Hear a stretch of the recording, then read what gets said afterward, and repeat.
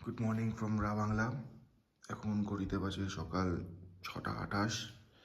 সকাল সকাল উঠে পড়েছিলাম সানরাইজ দেখবো বলে, কিন্তু কালকের মতো এখনও ঘন কুয়াশায় পুরো আকাশ ঢেকে রয়েছে। দেখি এখন কি অবস্থা।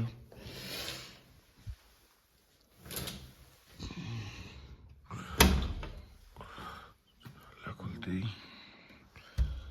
চারিদিক পুরো ঘন কুয়াশায়, কিচ্ছু দেখা যাচ্ছে না, চারপাশ পুরো অন্ধকার হয়ে আছে।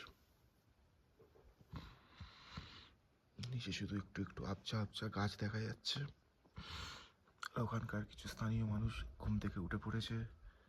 চারিদিকে পাখির ডাক শোনা যাচ্ছে, আর হালকা ঝিরিঝিরি বৃষ্টি পড়ছে। এছাড়া আর বাকি কিচ্ছু দেখা যাচ্ছে না, কিচ্ছু না। একদম ফগি ওয়েদার।